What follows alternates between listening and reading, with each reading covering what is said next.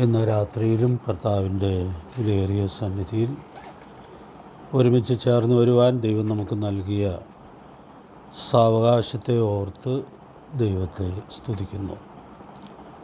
പ്രാർത്ഥനയിൽ ഓർത്തതുപോലെ നമ്മുടെ കർത്താവ് നൽകിയ മഹാനിയോഗത്തെ അധികരിക്കുന്നതായ ആത്മീക പാഠങ്ങളാണല്ലോ നാം കഴിഞ്ഞ ദിവസങ്ങളിൽ ധ്യാനിക്കുവാൻ ഇടയായിട്ട് തീർന്നുകൊണ്ടിരിക്കുന്നത്. ഈ പഠനത്തിന് രണ്ടാമത്തെ പാഠമാണ് 1-2 ആഴ്ചകളായിട്ട് നമ്മുടെ ചിന്താവിഷയമായിരിക്കുന്നത്. എന്താണ് മഹാനിയോഗം എന്നുള്ള ചോദ്യത്തിൻ്റെ ചില മറുപടികൾ നമ്മൾ സംക്ഷിപ്തമായിട്ട് ചിന്തിക്കുവാൻ ശ്രമിക്കുകയായിരുന്നു. ദൈവപുത്രനായ കർത്താവ് തൻ്റെ ശിഷ്യന്മാർക്ക് കൈമാറിയ കൽപ്പനയാണ് മഹാനിയോഗം എന്നുള്ളത് നമ്മൾ ഓർത്തു. 2-3 കാര്യങ്ങളും നമ്മൾ ഓർക്കുകയുണ്ടായി. അനുസരണം ഏറ്റുവാങ്ങിയ, അത് ഉറപ്പിച്ച ശിഷ്യന്മാർക്കാണ് കർത്താവ് നൽകിയത് എന്ന് നമ്മൾ കണ്ടു. മത്തായി സുവിശേഷം 28-ാം അധ്യായത്തിൻ്റെ 16-ാമത്തെ വാക്യം നമ്മൾ ആ ബന്ധത്തിൽ കഴിഞ്ഞ ക്ലാസ്സിൽ ഓർക്കാൻ ഇടയായിട്ട് തീർന്നിരുന്നു. കർത്താവ് കൽപ്പിച്ച മലയിലേക്ക് പോയവർക്കാണ് കർത്താവ് വലിയ നിയോഗം ഏൽപ്പിച്ചത് എന്ന് നമ്മൾ കാണുകയുണ്ടായി. 3-ാമത്തെ കാര്യമാണ് നമ്മൾ ചിന്തിച്ചുകൊണ്ടിരുന്നത്. സർവാധികാരിയായ കർത്താവിൻ്റെ കൽപ്പനയാണ് മഹാനിയോഗം. അതിൻ്റെ വിശദാംശങ്ങൾ നമ്മൾ ചിന്തിച്ച് വരികയായിരുന്നു. അതിൻ്റെ ആകത്തുകയായിട്ട് നമുക്ക് ഓർക്കാൻ കഴിയുന്നത്, ലോകത്തിൽ ആരൊക്കെ ഇതിന് എതിരെ നിൽക്കാൻ ഇടയായിട്ട് തീർന്നാലും, തടസ്സമായി നിന്നാലും, അതിനെല്ലാം മറികടക്കാവുന്നതായ വലിയ അധികാരം ഈ നിയോഗം തന്ന നമ്മുടെ കർത്താവിന് ഉണ്ട്. കർത്താവിൻ്റെ വാക്കുകൾ നമുക്ക് വളരെ പരിചയമുള്ളതാണ്. സ്വർഗത്തിലും ഭൂമിയിലും സകല അധികാരവും എനിക്ക് നൽകപ്പെട്ടിരിക്കുന്നു എന്ന് കർത്താവ് വ്യക്തമാക്കിയിട്ടാണ് ഈ നിയോഗം ഭരമേൽപ്പിക്കുന്നതായിട്ട് നമ്മൾ കാണുന്നത്. അപ്പം അതുകൊണ്ട് അത് നമുക്ക് നൽകുന്ന വലിയ ഉത്തരവാദിത്വം കഴിഞ്ഞ ദിവസങ്ങളിലൊക്കെ നമ്മൾ ഓർക്കുവാൻ ഇടയായിട്ട് തീർന്നു. ഞാൻ ഒടുവിലൊരു കാര്യം ഒന്ന് സൂചിപ്പിച്ചാണ് കഴിഞ്ഞ ക്ലാസ് അവസാനിപ്പിച്ചത്. യേശു അവരുടെ അടുത്ത് ചെന്നാണ് ഈ അധികാരം അവകാശപ്പെടുന്നത്. 18-ാമത്തെ വാക്യത്തിൽ, 28-ാം അധ്യായത്തിൻ്റെ 18-ാമത്തെ വാക്യത്തിൽ നമ്മളത് വായിക്കുന്നുണ്ട്. 17-ഉം 18-ഉം വാക്യങ്ങളൊന്ന് ചേർത്ത് വായിക്കാം. മത്തായി സുവിശേഷം. അവനെ കണ്ടപ്പോൾ നമസ്കരിച്ചു, ചിലരോ സംശയിച്ചു. യേശു അടുത്ത് ചെന്ന്, സ്വർഗ്ഗത്തിലും ഭൂമിയിലും സകല അധികാരവും എനിക്ക് നൽകപ്പെട്ടിരിക്കുന്നു. അപ്പോൾ അവിടെ നമ്മൾ കാണുന്ന വളരെ പ്രധാനപ്പെട്ട ഒരു പ്രയോഗം നമ്മൾ കഴിഞ്ഞ ക്ലാസ്സിൻ്റെ ഒടുവിൽ ഓർക്കാനിടയായിട്ട് തീർന്നു. യേശു അവരുടെ അടുക്കൽ ചെന്നാണ് ഈ വാക്കുകൾ പറയുന്നത്. അവരെത്ര പേരുണ്ട്? 11 പേര്. 11 പേരാണ് അവർ. അപ്പോൾ കർത്താവ് അവരുടെ അടുക്കൽ ചെന്നാണ് കർത്താവിൻ്റെ അധികാരത്തെക്കുറിച്ച് വ്യക്തമാക്കുന്നത്. അതിൻ്റെ ഒരു കാരണം ഞാനൊന്ന് സൂചിപ്പിക്കുകയുണ്ടായി. 17-ാമത്തെ വാക്യം നമ്മൾ കാണുമ്പോൾ, കർത്താവിനെ കണ്ടപ്പോൾ ചിലർ നമസ്കരിച്ചു, ചിലരോ ചിലർ സംശയിച്ചു. അപ്പോൾ ഒരുപക്ഷെ ദൂരെ നിൽക്കുമ്പോൾ ഇവർക്ക് അത് മനസ്സിലാകാനൊക്കെ ചിലപ്പോൾ ഒരു പ്രയാസമുണ്ടാകാം. അപ്പം അതുകൊണ്ട് കർത്താവ് അവരുടെ അടുക്കൽ വന്നാണ് തന്നെ വെളിപ്പെടുത്തുന്നത്. സ്വർഗത്തിലും ഭൂമിയിലും സകല അധികാരവും എനിക്ക് നൽകപ്പെട്ടിരിക്കുന്നു. അതുകൊണ്ട് പ്രിയപ്പെട്ടവരെ, അവിടെ നമ്മുടെ കർത്താവിൻ്റെ ഒരു മനോഹരമായ പ്രത്യേകത ഉൾക്കൊള്ളാനായിട്ട് സാധിക്കും. സംശയിക്കുന്നത് കർത്താവിന് ഇഷ്ടമുള്ളൊരു കാര്യമല്ല. പക്ഷെ കർത്താവ് വളരെ ആർദ്രതയോടുകൂടിയാണ് ഇവരോട് ഇടപെടുന്നതായിട്ട് നമ്മൾ കാണുന്നത്. കാരണം അവരുടെ സംശയം എല്ലാം മാറി അവരെ വിശ്വാസത്തിൽ ഉറപ്പിക്കത്തക്കവണ്ണം നമ്മുടെ കർത്താവ് വളരെ സൂക്ഷ്മതയോടെ അവരോട് ഇടപെടുന്നു എന്നുള്ളത് നമുക്ക് ഇവിടെ ഉൾക്കൊള്ളാനായിട്ട് സാധിക്കുന്നുണ്ട്. കർത്താവ് പുനരുദ്ധാനം ചെയ്ത ശേഷം പല സന്ദർഭങ്ങളിൽ ശിഷ്യന്മാർക്ക് പ്രത്യക്ഷപ്പെട്ടിട്ടുണ്ട്. ചിലപ്പോഴൊക്കെ അവർക്ക് വലിയ ഭയവും തോന്നിയിട്ടുണ്ട്. പക്ഷേ കർത്താവ് അവരുടെ നടുവിൽ ചെന്ന് ഭയപ്പെടേണ്ട, ഞാനാകുന്നു എന്ന് പറഞ്ഞ് അവരെ ധൈര്യപ്പെടുത്തിയിരുന്നു എന്നുള്ളത് പല സന്ദർഭങ്ങളിൽ നമുക്ക് ഉൾക്കൊള്ളാനായിട്ട് സാധിക്കുന്നുണ്ട്. നമ്മുടെ കർത്താവിൻ്റെ ഒരു മനോഹരമായ പ്രത്യേകത നമുക്കിവിടെ ചിന്തിക്കുവാനായിട്ട് സാധിക്കും. കർത്താവ് നമ്മുടെ എല്ലാ പ്രകൃതിയും അറിഞ്ഞ് എത്ര ആർദ്രതയോടുകൂടിയാണ് ഇടപെടുവാനിടയായിട്ട് തീരുന്നത്. സങ്കീർത്തനത്തിൽ നമ്മളൊരു വാക്യം വായിക്കുന്നുണ്ടല്ലോ, അവൻ നമ്മുടെ പ്രകൃതി അറിയുന്നവനാണ്, നാം പൊടിയെന്നവൻ ഓർക്കുന്നു. അപ്പോൾ നമ്മുടെ പ്രകൃതി അറിഞ്ഞ് എത്ര സ്നേഹത്തോടു കൂടിയാണ്, ആർദ്രതയോടു കൂടിയാണ് നമ്മുടെ കർത്താവ് നമ്മോട് ഇടപെടുന്നത് എന്നുള്ളതായ സുപ്രധാനമായ സത്യം നമുക്കിവിടെ ഓർക്കുവാനായിട്ട് സാധിക്കുന്നുണ്ട്. അതുകൊണ്ട് പ്രിയപ്പെട്ടവരെ, നമ്മുടെ കർത്താവിനെ കൂടുതൽ രുചിച്ചറിയത്തക്കവണ്ണം, ധൈര്യത്തോടു കൂടി കർത്താവിന് വേണ്ടി നിൽക്കത്തക്കവണ്ണം ദൈവത്തിൻ്റെ പരിശുദ്ധാത്മാവ് നമുക്കേവർക്കും ധാരാളമായുള്ള ദൈവകൃപ നൽകട്ടെ. അപ്പോൾ അവരെ ധൈര്യപ്പെടുത്തിയിട്ട് കർത്താവ് പറയുകയാണ്, സ്വർഗത്തിലും ഭൂമിയിലും സകല അധികാരവും എനിക്ക് നൽകപ്പെട്ടിരിക്കുന്നു. ഈ വാക്കുകൾ അവർ കേട്ടത് മുതൽ അവരിലുണ്ടായതായ വലിയ രൂപാന്തരം നമുക്ക് അറിയാം. കാരണം കർത്താവിൻ്റെ അധികാരത്തെക്കുറിച്ച് അവർ ശിഷ്യന്മാർ തിരിച്ചറിയുവാൻ ഇടയായിട്ട് തീർന്നപ്പോൾ അധികാരികളൊക്കെ പല സന്ദർഭങ്ങളിലും അവരെ വിലക്കിയപ്പോൾ, അവരെ ഉപദ്രവിച്ചപ്പോൾ, ഇനി മേലിൽ ഈ നാമത്തിൽ സംസാരിക്കരുത് എന്നൊക്കെ പറഞ്ഞപ്പോൾ നമ്മൾ ഇടയ്ക്കൊന്ന് ഓർത്തായിരുന്നു. പ്രവൃത്തി 4:19 അപ്പോസ്തലനായ പത്രോസ് ചോദിക്കുന്നൊരു ചോദ്യമുണ്ടല്ലോ, നിങ്ങളെ ദൈവത്തേക്കാൾ അധികം അനുസരിക്കാനായിട്ട് കഴിയുകയില്ല, ഞങ്ങളിത് ദൈവത്തിൻ്റെ കൽപ്പന പ്രകാരം ചെയ്യുന്നതാണ്. കർത്താവ് പറഞ്ഞ ഈ വാക്കുകൾ ഒരുപക്ഷെ അവരെ ഏറെ ധൈര്യപ്പെടുത്തി കാണും എന്ന് ഞാൻ വിചാരിക്കുകയാണ്. ഇവർ പൊതുവെ ഭയമുള്ള ആളുകളായിട്ടാണ് നമ്മൾ സുവിശേഷത്തിൽ കാണുന്നത്. തീർത്തും സാധാരണക്കാരായിട്ടുള്ള ആളുകളാണ്. പക്ഷേ കർത്താവ് അവരെ ധൈര്യപ്പെടുത്തുമ്പോൾ ഒരു വലിയ രൂപാന്തരം നമ്മൾ അവരിൽ കാണുന്നു എന്നുള്ളത് തുടർന്നുള്ളതായ പ്രവർത്തനങ്ങൾ വെളിപ്പെടുത്തുന്നുണ്ട്. അതുകൊണ്ട് ഇന്ന് രാത്രി ഞാൻ ഓർപ്പിക്കാനായിട്ട് ആഗ്രഹിക്കുന്ന കാര്യം, നമ്മുടെ കർത്താവിൻ്റെ സമീപനം അതിൽ തന്നെ ഇവരെ ഏറെ ധൈര്യപ്പെടുത്തി എന്നുള്ളതായ വലിയ സത്യം നമുക്കിവിടെ ഉൾക്കൊള്ളാനായിട്ട് സാധിക്കുന്നുണ്ട്. ദൈവാത്മാവ് നമ്മെ സഹായിക്കട്ടെ. നമ്മൾ ആ ചോദ്യത്തിൻ്റെ 4ാമത്തെ ഉത്തരത്തിലേക്ക് ഇന്ന് വരാം എന്ന് കരുതുന്നു. വളരെ കൃത്യതയിൽ അനുസരിക്കേണ്ടതാണ് മഹാനിയോഗം. അപ്പോൾ കർത്താവിൻ്റെ കൽപ്പനകളോടുള്ളതായ അനുസരണം കൃത്യതയോടെ അനുസരിക്കാനായിട്ട് സാധിക്കണം. ഞാൻ ഈ വാക്ക് പറയുമ്പോൾ ഒരു വാക്യം നിങ്ങളുടെ മനസ്സിൽ വന്നു കാണുമെന്നാണ് എൻ്റെ വിചാരം. വന്നോ? അതെ, 119 സങ്കീർത്തനം 4ാമത്തെ വാക്യം. നമുക്കതൊന്ന് വായിച്ച് പോകാം എന്ന് ഞാൻ കരുതുന്നു. 119 സങ്കീർത്തനം 4ാമത്തെ വാക്യം.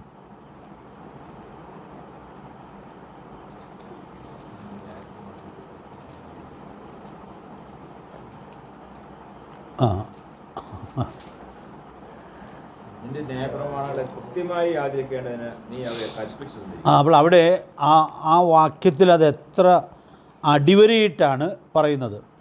കൃത്യമായി ആചരിക്കേണ്ടതിന് നീ അവയെ കൽപ്പിച്ചു തന്നിരിക്കുന്നു. അതുകൊണ്ട് പ്രിയപ്പെട്ടവരെ, നമ്മൾ കർത്താവിൻ്റെ മഹാനിയോഗത്തോട് അനുസരണം കാണിക്കുമ്പോൾ, നമ്മൾ നമ്മുടെ കർത്താവിൻ്റെ കൽപ്പനകൾ അനുസരിക്കുമ്പോൾ അത് ഏറ്റവും കൃത്യതയിൽ അനുസരിക്കാനുള്ളത് ആവശ്യകതയിലേക്കാണ് ദൈവാത്മാവ് വിരൽ ചൂണ്ടുന്നത്. അപ്പോൾ അതുകൊണ്ട് ദൈവത്തിൻ്റെ വചനം നമ്മൾ അനുസരിക്കുമ്പോൾ അതിൽ നാം പുലർത്തേണ്ടുന്ന കൃത്യത സ്വർഗം വളരെ സൂക്ഷ്മതയോടെ നിരീക്ഷിക്കുന്നുണ്ട്. നമ്മൾ ദൈവിക മർമ്മങ്ങളുടെ വിചാരകന്മാരാണ്. 1 കൊരിന്ത്യർ 4-ാം അധ്യായത്തിൽ നാം അത് വായിക്കുന്നുണ്ട്. എന്നിട്ട് അടുത്ത വാചകത്തിൽ ഗ്രഹവിചാരകന്മാരിൽ ദൈവം ആഗ്രഹിക്കുന്നത് എന്താണ്? അവർ വിശ്വസ്തരായിരിക്കണം. അതുകൊണ്ട് പ്രിയപ്പെട്ടവരെ, നമുക്ക് ലഭിച്ചിട്ടുള്ളതായ ദൈവിക കൽപ്പനകൾ, പ്രമാണങ്ങൾ വിശ്വസ്തയോടെ എല്ലാ കൃത്യതയിലും ആചരിക്കേണ്ടതിന്, സൂക്ഷിക്കേണ്ടതിന് ദൈവാത്മാവ് നമ്മെ സഹായിക്കട്ടെ. അത് ദൈവവചനത്തെ സംബന്ധിക്കുന്നൊരു പൊതു സത്യമായിട്ടാണ് ഇരിക്കുന്നത്. എന്നാൽ ഞാനിപ്പോൾ ഇത് പറയുന്നത് ഈ മഹാനിയോഗത്തിൻ്റെ വിശദീകരണങ്ങൾ നമ്മൾ ചിന്തിക്കുമ്പോൾ അത് എത്ര കൃത്യമായിട്ട് നിർവഹിക്കേണ്ടിയിരുന്നു എന്നുള്ളത് നമുക്ക് ഉൾക്കൊള്ളാനായിട്ട് സാധിക്കുകയാണ്. നമ്മൾ ഈ സ്നാനത്തെക്കുറിച്ച് ചിന്തിക്കുമ്പോൾ ഓർക്കാറുണ്ട്, സ്നാനപ്പെടാനും കൽപ്പന ഉണ്ട്. ഇത് വായിക്കേണ്ട ആവശ്യമില്ല. മത്തായി 28-19 വാക്യത്തിൽ സ്നാനപ്പെടുത്താനുള്ള കൽപ്പനയാണ്. സ്വർഗത്തിലും ഭൂമിയിലും സകല അധികാരവും എനിക്ക് നൽകപ്പെട്ടിരിക്കുന്നു എന്ന് പറഞ്ഞിട്ട് 19 വാക്യത്തിൽ പിന്നെ ഉടനെ കർത്താവ് പറയുന്നത് എന്താണ്? ആകയാൽ നിങ്ങൾ പുറപ്പെട്ട് പിതാവിൻ്റെയും പുത്രൻ്റെയും പരിശുദ്ധാത്മാവിൻ്റെയും നാമത്തിൽ സ്നാനം കഴിപ്പിച്ചു. അപ്പോൾ സ്നാനപ്പെടുത്താനുള്ള കൽപ്പന കർത്താവ് അവിടെ കൈമാറുകയാണ്. മർക്കോസ് 16:16 നമ്മൾ ചേർത്ത് ഓർക്കാറുണ്ട്. വിശ്വസിക്കുകയും സ്നാനമേൽക്കുകയും ചെയ്യുന്നവൻ രക്ഷിക്കപ്പെടും. അപ്പോൾ അവിടെ സ്നാനപ്പെടാനുള്ളതായ കൽപ്പനയാണ്. അപ്പോൾ സ്നാനപ്പെടുത്താനും കൽപ്പനയുണ്ട്, സ്നാനപ്പെടാനും കൽപ്പനയുണ്ട് എന്നുള്ളത് നമുക്ക് ഇവിടെ ഉൾക്കൊള്ളാനായിട്ട് സാധിക്കുന്നുണ്ട്. അപ്പോൾ ഈ കൽപ്പന അപ്പസ്തോലിക കാലത്ത് വളരെ കൃത്യമായി അപ്പോസ്തലന്മാർ അനുസരിച്ചിരുന്നു എന്നുള്ളത് നമുക്ക് മനസ്സിലാക്കാനായിട്ട് സാധിക്കുന്നുണ്ട്. സ്നാനത്തെക്കുറിച്ച് നമ്മൾ ഒത്തിരി കാര്യങ്ങൾ പഠിച്ചിട്ടുണ്ട്. അപ്പോൾ അതുകൊണ്ട് അത് ഒത്തിരി വിശദീകരിക്കേണ്ട ആവശ്യമില്ല എന്ന് ഞാൻ വിചാരിക്കുന്നു. ഞാൻ ഇടയ്ക്ക് ഒരു സ്റ്റേറ്റ്മെൻറ്റ് പറയാറുണ്ട്. അപ്പോസ്തല പ്രവൃത്തികളുടെ പുസ്തകത്തിൽ സഭ നിലവിൽ വന്നതിന് ശേഷം സ്നാനപ്പെടാത്ത ആരെയും നമ്മൾ വിശ്വാസികളുടെ കൂട്ടത്തിൽ കാണുന്നില്ല. അപ്പോൾ അത് വളരെ കൃത്യമായിട്ട് സൂക്ഷിച്ചിരുന്നു എന്നുള്ളത് നമുക്ക് ഇവിടെ ഉൾക്കൊള്ളാനായിട്ട് കഴിയുകയാണ്. അപ്പോൾ അതോട് ചേർത്ത് ഞാനിവിടെ ഓർപ്പിക്കാൻ ആഗ്രഹിക്കുന്നതായ കാര്യം, ഈ 8-ാം അധ്യായത്തിലാണല്ലോ സ്നാനത്തിൻ്റെ വിശദാംശങ്ങൾ നമ്മൾ കാണുന്നത്. അപ്പോൾ അവിടെ ഫിലിപ്പോസ് എത്ര സൂക്ഷ്മതയോടുകൂടിയാണ് ഈ സന്ദേശം പോലും കൈമാറുന്നതായിട്ട് നമ്മൾ കാണുന്നത്. കാരണം രഥത്തിൽ കയറിയിരിക്കാനായിട്ട് പറഞ്ഞു. അപ്പോൾ ക്ഷണം വായിച്ചുകൊണ്ടിരുന്ന വാക്യത്തെ തന്നെ അടിസ്ഥാനപ്പെടുത്തി സുവിശേഷം അറിയിപ്പാനായിട്ട് തുടങ്ങി. അങ്ങനെയാണ് നമ്മളവിടെ വായിക്കുന്നത്. അറിയിച്ച കൂട്ടത്തിൽ എന്തൊക്കെ പറഞ്ഞു എന്നുള്ളതിനെക്കുറിച്ച് നമുക്ക് അങ്ങനെ ഒത്തിരി സംശയിക്കേണ്ട ആവശ്യമില്ല. എന്തൊക്കെ പറയണം എന്നുള്ളത് കർത്താവ് അവരോട് പറഞ്ഞിട്ടുണ്ടായിരുന്നു. അപ്പോൾ വഴിപോകയിൽ തന്നെ ഷണ്ണൻ എന്ത് പറയുകയാണ്? ഇതാ വെള്ളം, ഞാൻ സ്നാനമേൽക്കുന്നതിന് എന്ത് വിരോധം? അപ്പോൾ ഫിലിപ്പോസ് ആ സന്ദേശം അറിയിക്കുമ്പോൾ അതെത്ര കൃത്യമായിട്ട് അറിയിച്ചിരുന്നു എന്നുള്ളത് നമ്മളവിടെ കാണുന്നുണ്ട്. അവിടെ ഫിലിപ്പോസ് ഈ ഷണ്ണനെ സ്നാനപ്പെടുത്തുമ്പോഴും വളരെ കൃത്യമായിട്ട് ചില കാര്യങ്ങൾ ഉറപ്പാക്കിയാണ് സ്നാനപ്പെടുത്തുന്നത്. ഏറ്റവും പ്രധാനമായിട്ട് ഉറപ്പാക്കുന്നത് എന്താണ്? സ്നാനപ്പെടാൻ ഷണ്ണൻ ഒരുക്കമാണ്. നീ പൂർണ്ണ ഹൃദയത്തോടെ വിശ്വസിക്കുന്നെങ്കിൽ ആകാം. അപ്പോൾ നമ്മളത് പഠിപ്പിക്കുമ്പോൾ ഒക്കെ പറയും, പൂർണ്ണ ഹൃദയത്തോടെ വിശ്വസിക്കുന്നില്ലെങ്കിൽ സ്നാനപ്പെടേണ്ട. അപ്പോൾ എന്തോരു കൃത്യമായിട്ടാണ് ഈ കാര്യം ഫിലിപ്പോസ് നിർവഹിക്കുന്നതായി നമ്മൾ കാണുന്നത്. കാരണം ഷണ്ണനെ സ്നാനപ്പെടുത്തുമ്പോൾ അവൻ വാസ്തവത്തിൽ രക്ഷിക്കപ്പെട്ട ആളാണ് എന്നുള്ളത് എത്ര സൂക്ഷ്മതയോടെയാണ് ഉറപ്പുവരുത്തത് എന്നുള്ളതായ വലിയ സത്യം നമുക്കിവിടെ ഉൾക്കൊള്ളാനായിട്ട് സാധിക്കുകയാണ്. അപ്പോൾ ഈ കൽപ്പനയുടെ അനുസരണത്തിൽ അവർ ഈ കൃത്യത പാലിച്ചിരുന്നു എന്നുള്ളത് നമ്മൾ കാണുക. ഒരു ഉദാഹരണം കൂടെ ഞാൻ അതിൽ നിന്നൊന്ന് എടുത്തു പറയാം എന്ന് കരുതുന്നു. ആരുടെ നാമത്തിലാണ് സ്നാനപ്പെടുത്തേണ്ടത് എന്നുള്ളത് യാതൊരു സംശയവും ബാക്കിയില്ലാതെ നമ്മുടെ കർത്താവ് വ്യക്തമാക്കിയിട്ടുണ്ട്. അത് വായിക്കണ്ടല്ലോ, ഒന്ന് പറഞ്ഞാൽ മതി. പിതാവിൻ്റെയും പുത്രൻ്റെയും പരിശുദ്ധാത്മാവിൻ്റെയും നാമത്തിൽ. നമ്മൾ സാധാരണ അത് ഓർക്കാറുള്ളൊരു കാര്യമാണ്. ദൈവിക തൃത്വത്തെക്കുറിച്ച് വേദപുസ്തകത്തിൽ ധാരാളം വെളിപ്പെടുത്തലുകൾ ഉണ്ട്. ത്രിയേക ദൈവം എന്ന സത്യം തിരുവെഴുത്തിൽ വളരെയധികം വിശദീകരിക്കപ്പെടുന്നുണ്ട്. ഈ യോഹന്നാൻ്റെ സുവിശേഷത്തിൽ, പ്രത്യേകിച്ച് മാളികമുറിയിലെ പ്രസംഗത്തിൽ കർത്താവ് എത്രയോ വട്ടം ഈ സത്യം വെളിപ്പെടുത്തുന്നതായിട്ട് നമ്മൾ കാണുന്നുണ്ട്. ത്രിയേക ദൈവം എന്നുള്ള വാക്കുപയോഗിക്കുന്നില്ല, പക്ഷേ അനേക വാക്യങ്ങളിൽ ഈ സത്യം വെളിപ്പെടുത്തപ്പെട്ടിരിക്കുന്നതായിട്ട് നമ്മൾ കാണുന്നുണ്ട്. ഏറ്റവും ഭംഗിയായിട്ട് ഈ സത്യം വെളിപ്പെടുത്തിയിരിക്കുന്നത് കർത്താവ് കൊടുത്ത മഹാനിയോഗത്തിലാണ്. കാരണം അതിനെ ഒത്തിരി വിശദീകരിക്കേണ്ട ആവശ്യമില്ല. പിതാവിൻ്റെയും പുത്രൻ്റെയും പരിശുദ്ധാത്മാവിൻ്റെയും നാമത്തിൽ. അപ്പോൾ ഞാനൊരു കൃത്യതയ്ക്കൊരു ഉദാഹരണമാണെന്ന് പറയട്ടെ. നാമങ്ങളിൽ എന്ന് പറഞ്ഞാൽ എല്ലാത്തിൻ്റെയും അർത്ഥം മാറും അല്ലേ? പിതാവിൻ്റെയും പുത്രൻ്റെയും പരിശുദ്ധാത്മാവിൻ്റെയും നാമങ്ങളിൽ എന്ന് പറഞ്ഞാൽ അതിൽ തൃത്വ ഉപദേശത്തിൻ്റെ കാതലായ സത്യം മാറിപ്പോകും.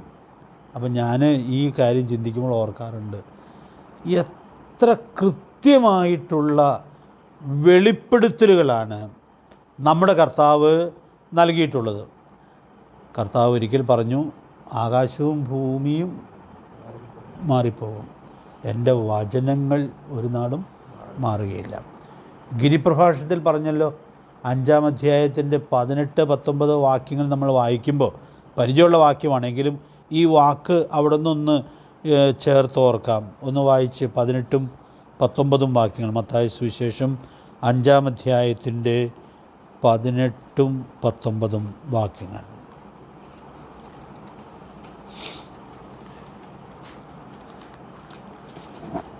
സത്യമായിട്ട് ഞാൻ നിങ്ങളോട് പറയുന്നു, ആകാശവും ഭൂമിയും ഒഴിച്ചു പോകുന്നവരെ സകലവും നിവൃത്തിയാകുമ്പോഴും ന്യായപ്രമാണത്തിൽ നിന്ന് ഒരു വണ്ടിയെങ്കിലും തുള്ളിയെങ്കിലും ഒരു നാളും ഒഴിഞ്ഞു പോവുകയും. അപ്പോൾ അവിടെ ആ കൃത്യത വെളിപ്പെടുത്തുന്നൊരു പ്രയോഗമുണ്ടല്ലോ. എന്താ അത്? ഒരു വള്ളിയെങ്കിലും പുള്ളിയെങ്കിലും ഒരു നാളും ഒഴിഞ്ഞു പോകുകയില്ല. അപ്പോൾ നമ്മുടെ കർത്താവ് ആ ദൈവിക കൽപ്പനകളുടെ അത് വെളിപ്പെട്ട് കിട്ടിയതിലുള്ളതായ കൃത്യത എത്രയോ വ്യക്തമായിട്ടാണ് ആ പ്രയോഗത്തിൽ വെളിപ്പെടുത്തുന്നതായിട്ട് നമ്മൾ കാണുന്നത്. ഇനി എൻ്റെ 19-ാമത്തെ വാക്യം ഒന്ന് വായിച്ച്. 19-ാമത്തെ വാക്യം. ഏറ്റവും ചെറിയ കൽപ്പന ഒന്ന് അഴിക്കുകയും മനുഷ്യൻ അങ്ങനെ പഠിപ്പിക്കുകയും ചെയ്യുന്നവനോ സ്വർഗ്ഗരാജ്യത്തിൽ ഏറ്റവും ചെറിയവനെന്ന് വിളിക്കപ്പെടും. അവയെ ആചരിക്കുകയും പഠിപ്പിക്കുകയും ചെയ്യുന്നവൻ സ്വർഗ്ഗരാജ്യത്തിൽ വലിയവൻ എന്നാണ്. അപ്പോൾ അതിൻ്റെ 18-ാം വാക്യത്തിൽ അതിൻ്റെ കൃത്യത പറഞ്ഞിട്ട്, എന്തിനാ ഈ കൃത്യത കർത്താവ് പറഞ്ഞതെന്ന് 19-ാമത്തെ വാക്യത്തിൽ പറയുകയാണ്. എന്തിനാ പറഞ്ഞത്?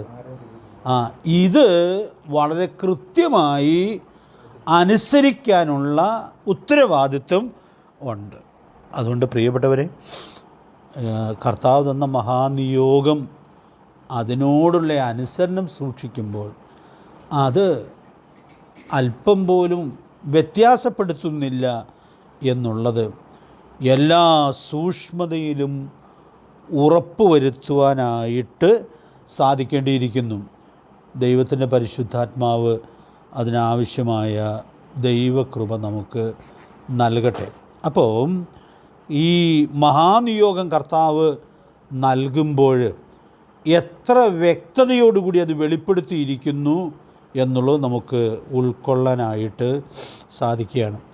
അതുകൊണ്ട് ഇതിൻ്റെ വിശദാംശങ്ങളിലേക്ക് നമ്മൾ വരുമ്പോൾ, ഇത് നമ്മൾ പ്രായോഗികമാക്കുമ്പോൾ ഇത് ഏറ്റവും കൃത്യമായി സൂക്ഷിക്കാനായിട്ട് ദൈവാത്മാവ് നമുക്ക് ധാരാളം ദൈവകൃപ നൽകട്ടെ. അതുകൊണ്ട് നമ്മളിതിൻ്റെ വിശദാംശങ്ങൾ ഇനിയും ചിന്തിക്കും. അതിൻ്റെ ഒരു പൊതു പ്രത്യേകത ഞാനിവിടെ ഓർപ്പിച്ചു എന്നേ ഉള്ളൂ. അതുകൊണ്ട് വരുന്ന നാളുകളിൽ മഹാനിയോഗത്തുള്ള അനുസരണത്തിൽ ഏറ്റവും കൃത്യത സൂക്ഷിക്കേണ്ടതിന് കർത്താവ് നമുക്ക് കൃപ നൽകട്ടെ. അഞ്ചാമത്തെ കാര്യം കൂടി ഞാൻ ഇന്നത്തെ ക്ലാസ്സിൽ ഓർപ്പിക്കാം എന്ന് വിചാരിക്കുകയാണ്. അഞ്ചാമത് നൽകാവുന്ന ഉത്തരം പരിശുദ്ധാത്മ നടത്തിപ്പിൽ നിർവഹിക്കേണ്ടതാണ് മഹാനിയോഗം. പരിശുദ്ധാത്മ നടത്തിപ്പിൽ നിർവഹിക്കേണ്ടതാണ് മഹാനിയോഗം. മഹാനിയോഗം നൽകിയതിന് ശേഷം ഭൂമിയിലേക്ക് അയക്കപ്പെട്ട കാര്യസ്ഥനായ പരിശുദ്ധാത്മാവാണ് സഭയിലെ കാര്യങ്ങൾ നിയന്ത്രിക്കുന്നത്. പരിശുദ്ധാത്മാവിനൊരു വാക്ക് മാളികമുറിയിലെ പ്രസംഗത്തിൽ കർത്താവ് ആവർത്തിച്ച് പറയണ്ടല്ലോ, കാര്യസ്ഥൻ. അപ്പോൾ ആ കാര്യസ്ഥൻ എന്നുള്ള ആ പ്രയോഗം തന്നെ ഒരു വലിയ സന്ദേശം നമുക്ക് തരുന്നുണ്ട്.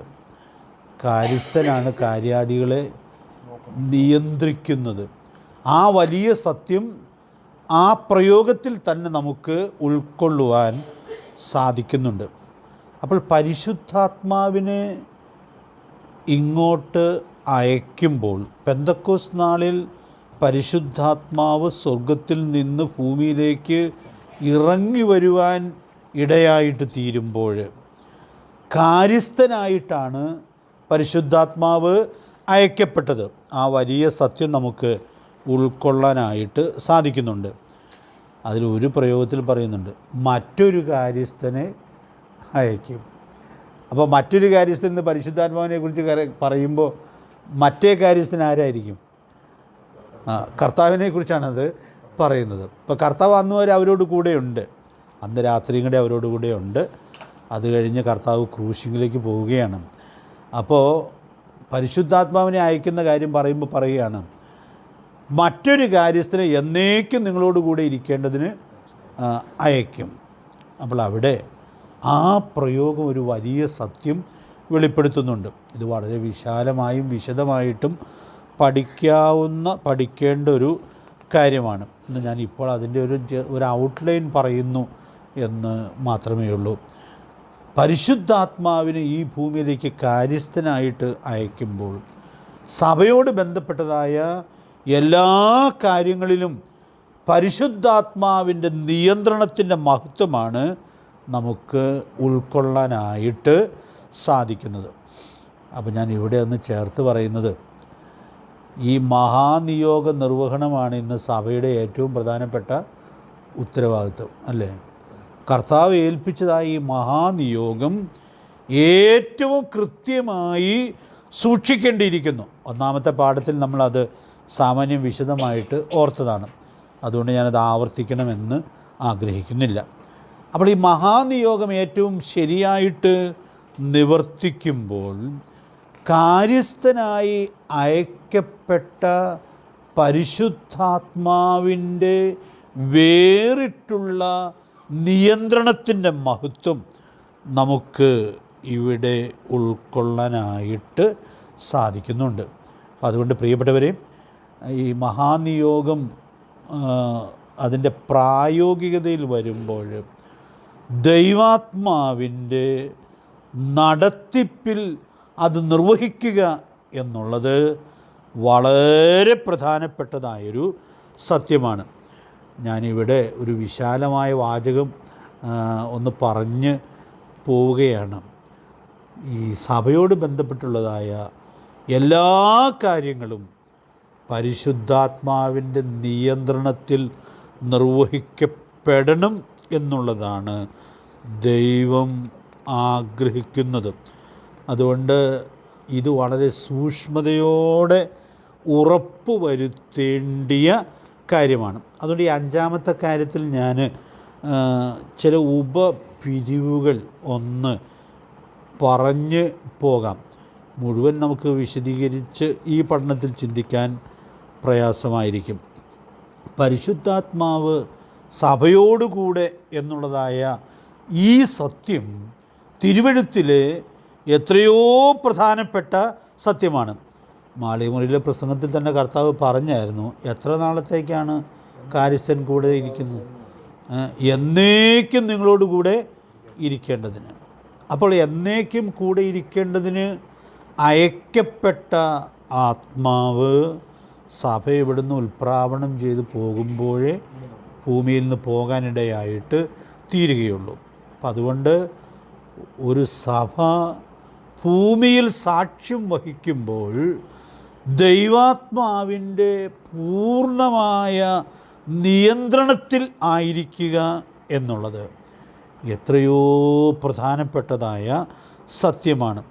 ഈ പ്രധാനപ്പെട്ട സത്യത്തിലേക്ക് വെളിച്ചം വീശുന്ന ചില കുറിപ്പുകൾ മാത്രം ഞാനൊന്ന് ചുരുക്കമായി പറയാനായിട്ട് ശ്രമിക്കാം. ഒന്ന്, ആത്മാവാളത്വപരമായി ഭൂമിയിലേക്ക് ഇറങ്ങി വന്ന പെന്തക്കോസ് നാടിലാണ് ഒരു വലിയ ചരിത്ര സംഭവം നടന്നത്.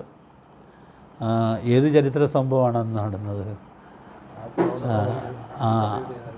പ്രവൃത്തികളുടെ പുസ്തകം 2-ാം അധ്യായത്തിൽ ആളത്വപരമായി പരിശുദ്ധാത്മാവ് ഭൂമിയിലേക്ക് ഇറങ്ങി വന്ന ആ ദിവസത്തിലാണ് ആത്മസ്നാനം നടന്ന് സഭാശരീരം രൂപപ്പെട്ടത്. ഒരു വളരെ പ്രധാനപ്പെട്ടൊരു ഉപദേശ സത്യമാണത്. എങ്കിലും ഞാൻ എൻ്റെ സൂചനയൊന്ന് ഓർപ്പിക്കുകയാണ്. കൊരിന്ത്യ ലേഖനത്തിൽ ആ വലിയ സത്യം 1 കൊരിന്ത്യർ 12-13 വാക്യത്തിൽ ദൈവത്തിൻ്റെ ദാസൻ എടുത്ത് പറയുന്നതായി നമ്മൾ കാണുന്നുണ്ട്. അതൊന്ന് വായിച്ച് മാത്രം പോകാം. 1 കൊരിന്ത്യർ 12-ാം അധ്യായത്തിൻ്റെ 13 വാക്യം. യഹൂദന്മാരോ യവനന്മാരോ ദാസന്മാരോ സ്വതന്ത്രരോ നാം എല്ലാവരും ഏക ശരീരമാകുമാറ് ഒരേ ആത്മാവിൽ സ്നാനമേറ്റി എല്ലാവരും ഒരേ ആത്മാവിനെ പാനം ചെയ്യുകയും. അപ്പോൾ അവിടെ ആ പെന്തക്കോസ് നാളിൽ നടന്ന ആ ചരിത്രപരമായ സത്യത്തിൻ്റെ മഹത്വം എത്ര മനോഹരമായിട്ടാണ് വ്യക്തമാക്കിയിരിക്കുന്നത്. അപ്പോൾ അന്ന് പരിശുദ്ധാത്മാവ് ഇറങ്ങി വന്നപ്പോൾ പരിശുദ്ധാത്മ സ്നാനം നടന്ന് സഭാശരീരം രൂപപ്പെട്ടു എന്നുള്ളതായ ആ വലിയ സത്യം നമുക്കവിടെ ഉൾക്കൊള്ളാനായിട്ട് സാധിക്കുകയാണ്. അപ്പോൾ അതിൻ്റെ ഒരു പ്രത്യേകത മാത്രം ഞാനൊന്ന് എടുത്ത് പറയുകയാണ്. യേശുക്രിസ്തു ക്രൂശിൽ മരിച്ചു എന്നുള്ളത് ഒരു ചരിത്ര സംഭവമായിരിക്കുന്നത് പോലെ പരിശുദ്ധാത്മ സ്നാനത്താൽ സഭാശരീരം രൂപപ്പെട്ടു എന്നുള്ളതും ഒരു ചരിത്ര സംഭവമാണ്. അപ്പോൾ ദൈവസഭയുടെ തുടക്കത്തിൽ പരിശുദ്ധാത്മാവിൻ്റെ ആ വലിയ പ്രവൃത്തിയുടെ മഹത്വം നമുക്ക് എത്രയോ കൃത്യമായി ഉൾക്കൊള്ളുവാനായിട്ട് സാധിക്കുന്നുണ്ട്. രണ്ടാമത്തെ പ്രത്യേകത ഞാൻ ഓർപ്പിക്കാനായിട്ട് ആഗ്രഹിക്കുന്നത്, കാര്യസ്ഥനായ പരിശുദ്ധാത്മാവാണ് ഒരു സ്ഥലം സഭയെ പരിപാലിക്കാനായി മൂപ്പന്മാരെ ആക്കി വയ്ക്കുന്നത്. അപ്പോൾ ആ പരിശുദ്ധാത്മാവിൻ്റെ സ്ഥാനവും പങ്കും ദൈവസഭയിൽ എത്രയോ മഹത്തരമാണ് എന്നുള്ളത് നമ്മൾ കാണുകയാണ്. ഇത് വളരെ വ്യക്തമായി പറഞ്ഞിരിക്കുന്ന പല വാക്യങ്ങളുണ്ടെങ്കിലും വളരെ സുപരിതമായൊരു വാക്യത്തിൽ ഇത് ഉണ്ട്. ആ വാക്യം നിങ്ങൾക്കൊന്ന് പറയാൻ പറ്റുമോ? പ്രവൃത്തികളുടെ പുസ്തകം 20-ാം അധ്യായത്തിൻ്റെ 28-ാമത്തെ വാക്യം. അതൊന്ന് വായിച്ചു പോകാം. നമുക്കറിയാവുന്ന വാക്യമാണെങ്കിലും ഒന്ന് വായിച്ചു പോകാം.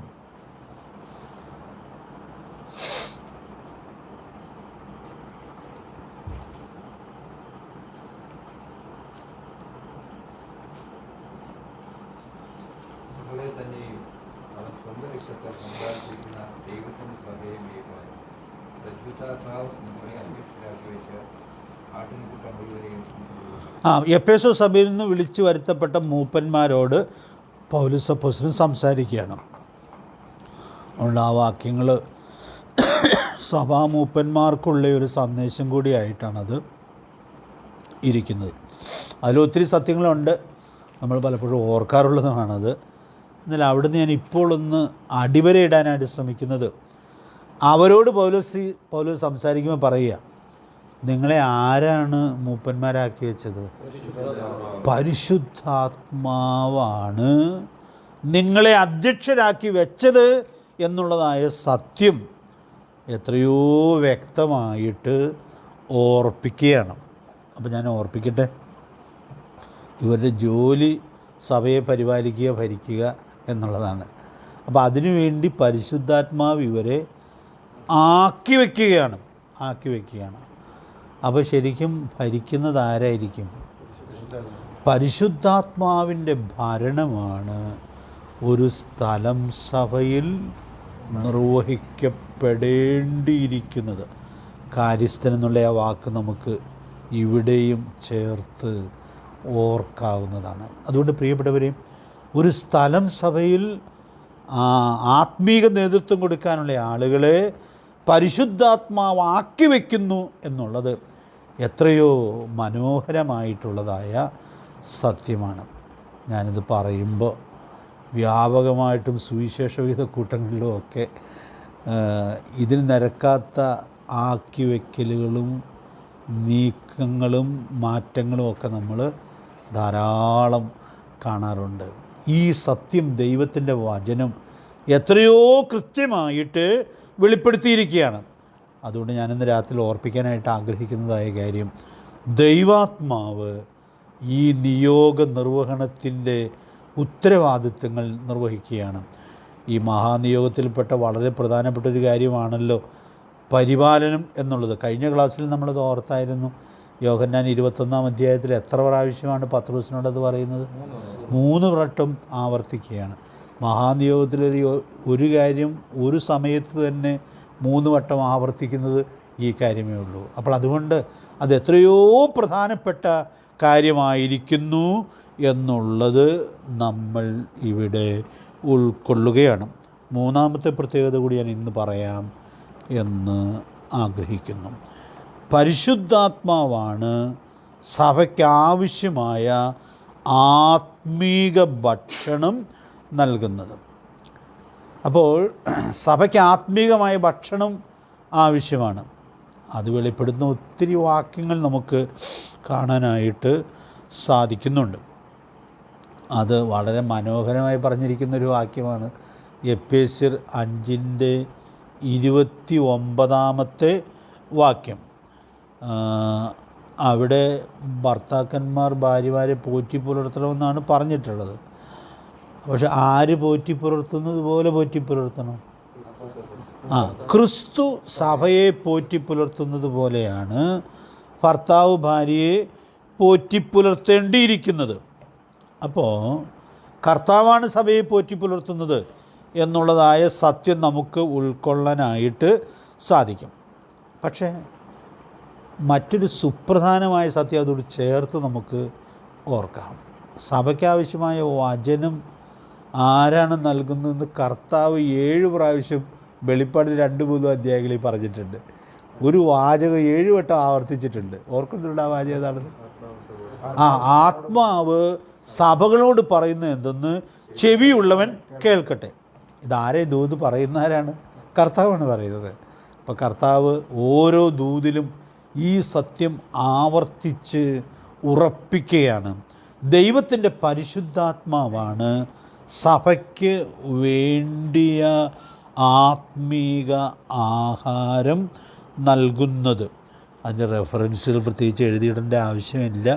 വെളിപ്പാട് 2-ാം അധ്യായത്തിന് 7, 11, 17, 29, 3-6, 13, 16 ഈ വാക്യങ്ങളിലെല്ലാം ഇതിൻ്റെ ആവർത്തനം നമുക്ക് ഉൾക്കൊള്ളുവാനായിട്ട് സാധിക്കുന്നുണ്ട്.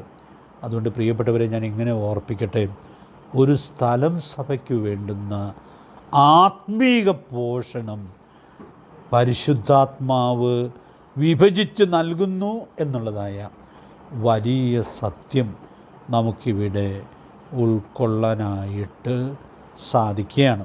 ഇതൊക്കെ വളരെ വിശദമായി ഓർക്കാവുന്നതാണ്. ഞാനൊരു സൂചന പറയുന്നു. എന്നേ ഉള്ളൂ. അതുകൊണ്ട് പ്രിയപ്പെട്ടവരെ, ഈ വലിയ സത്യം എല്ലാ ഗൗരവത്തിലും ഉൾക്കൊള്ളത്തക്കവണ്ണം കർത്താവ് നമ്മെ സഹായിക്കട്ടെ. 2 വാചകങ്ങൾ പറഞ്ഞ് ഞാൻ ഇന്നത്തെ ക്ലാസ് അവസാനിപ്പിക്കട്ടെ. അപ്പോൾ ദൈവത്തിൻ്റെ സഭയ്ക്ക് ആവശ്യമായ വചനം പറയുമ്പോൾ അതാര് നൽകുന്നു എന്നുള്ളത് പറയുന്നവർ മറന്നു പോകരുത്. പരിശുദ്ധാത്മാവാണ് നൽകേണ്ടത്. അപ്പോൾ അതുകൊണ്ട് എന്തോരം ദൈവത്തിൽ ആശ്രയിക്കണം, എന്താണ് പറയേണ്ടതെന്നുള്ളതായ കാര്യം ദൈവത്തോട് ചോദിച്ച് ദൈവാത്മാവ് നൽകുന്ന പ്രകാശനത്തിൽ വചനം പങ്കിടാനായിട്ട് കഴിയേണ്ടതിൻ്റെ പ്രാധാന്യമാണ് നമുക്കിവിടെ ഉൾക്കൊള്ളാനായിട്ട് സാധിക്കുന്നത്. വചനം കേൾക്കുമ്പോഴും തെസ്സലോനിക്ക സഭയെ പ്രശംസിച്ച് പൗലോസ് പറയുന്നത് പോലെ, ഞങ്ങൾ പ്രസംഗിച്ച ദൈവവചനം നിങ്ങൾ കേട്ടു, മനുഷ്യൻ്റെ വചനമായിട്ടല്ല, സാക്ഷാലാകുന്നത് പോലെ ദൈവവചനമായിട്ട് കൈക്കൊണ്ടു. അതുകൊണ്ട് ദൈവസഭയിൽ നാം വചനം കേൾക്കുമ്പോൾ ഇതാര് സംസാരിക്കുന്നതായിട്ട് ഉൾക്കൊള്ളണം? ദൈവം സംസാരിക്കുന്നതായിട്ട്, ദൈവാത്മാവ് നൽകുന്ന ദൂതായിട്ട് ഉൾക്കൊള്ളുവാനായിട്ട് കഴിയേണ്ടിയിരിക്കുന്നു. അപ്പോൾ ഞാൻ ഇങ്ങനെ ഓർപ്പിക്കട്ടെ, ചില പ്രത്യേകതകൾ കൂടി പറയാനായിട്ടുണ്ട്. അത് അടുത്ത ക്ലാസ്സിൽ പറയാം എന്ന് ഞാൻ കരുതുന്നു. പരിശുദ്ധാത്മാവാണ് സഭയുടെ കാര്യസ്ഥൻ. അതുകൊണ്ട് മഹാനിയോഗം ഒരു സഭ നിർവഹിക്കുമ്പോഴും പരിശുദ്ധാത്മാവിൻ്റെ സമ്പൂർണ്ണ നിയന്ത്രണം സൂക്ഷ്മതയോടെ ഉറപ്പുവരുത്താനുള്ളതായ വലിയ ഉത്തരവാദിത്വമുണ്ട്. ദൈവത്തിൻ്റെ ആത്മാവ് നമ്മെ സഹായിക്കട്ടെ. അവിടെയാണ് ആ കൃത്യത കൂടുതൽ വെളിപ്പെടുവാൻ ഇടയായിട്ട് തീരുന്നത്. അങ്ങനെ ആ നിയോഗം നിർവഹിക്കുന്നതിൽ നിയോഗം തന്നവൻ പ്രസാദിക്കുകയുള്ളൂ. അതുകൊണ്ട് പ്രിയപ്പെട്ടവരെ, നമുക്ക് ഈ നിയോഗ നിർവഹണത്തിൽ വളരെ സൂക്ഷ്മതയോടെ നമ്മെ ഏൽപ്പിച്ചിരിക്കുന്ന ഉത്തരവാദിത്വം നിർവഹിക്കത്തക്കവണ്ണം ദൈവാത്മാവ് നമുക്ക് ഏവർക്കും കൃപ നൽകട്ടെ. കർത്താവിൻ്റെ വിലയേറിയ നാമം ഇന്നും എന്നേക്കും വാഴ്ത്തപ്പെടുമാറാകട്ടെ.